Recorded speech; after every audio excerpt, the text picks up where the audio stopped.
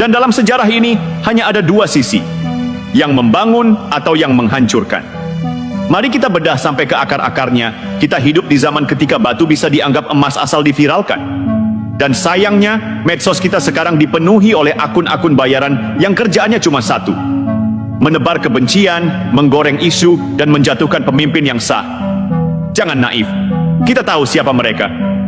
Kelompok-kelompok yang dulu dibubarkan karena mengancam keutuhan NKRI, sekarang mulai berani unjuk gigi lagi.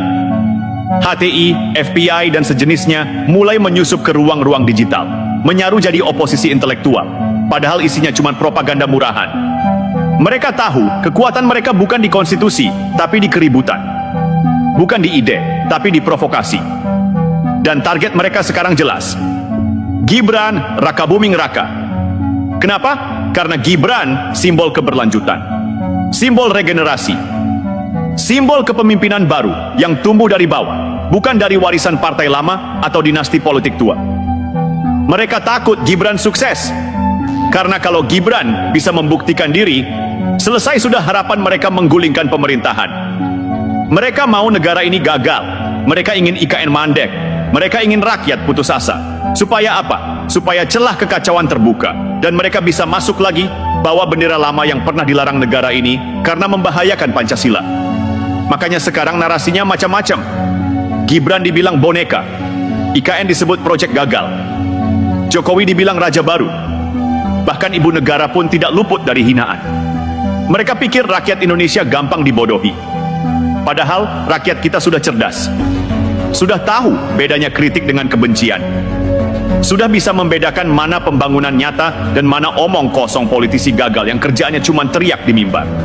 Ingat, Gibran bukan hanya anak Jokowi, dia adalah wakil presiden sah hasil pemilu demokratis. Dia adalah simbol anak muda yang bisa menembus tembok kekuasaan bukan dengan uang, bukan dengan warisan politik, tapi dengan keberanian untuk melangkah. Kita lihat sendiri, Gibran rajin turun ke lapangan.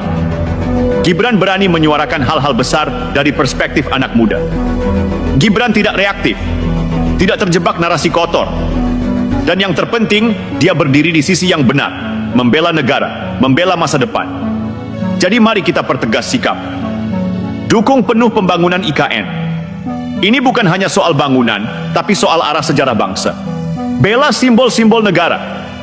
Dari presiden sampai ibu negara, mereka adalah wajah Indonesia di mata dunia. Lawan segala bentuk fitnah, hoax, dan gerakan anti-NKRI. HTI, FPI, atau apapun namanya, kita hadapi dengan keberanian dan kecerdasan. Karena kalau kita diam, sejarah akan mencatat kita sebagai generasi pengecut. Tapi kalau kita bangkit, sejarah akan mencatat kita sebagai generasi pemberani yang menjaga negara ini tetap utuh, tetap merdeka, dan tetap melaju ke depan. Gibran bukan akhir. Dia awal dari sesuatu yang lebih besar. Awal dari politik yang bersih. Awal dari birokrasi yang efisien. Awal dari kepercayaan bahwa pemuda bisa memimpin. Bahwa politik bukan hanya untuk mereka yang punya dinasti, tapi juga untuk mereka yang punya niat tulus membangun negeri. Mari bersatu. Lawan narasi busuk dengan kerja nyata. Hadapi fitnah dengan fakta. Tegakkan kepala, genggam tangan, dan teriakan bersama.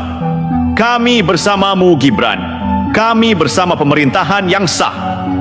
Dan kami akan menjaga IKN, menjaga negeri ini dari siapapun yang ingin menggagalkannya.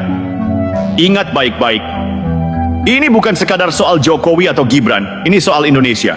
Dan kita tidak akan mundur sedetik pun.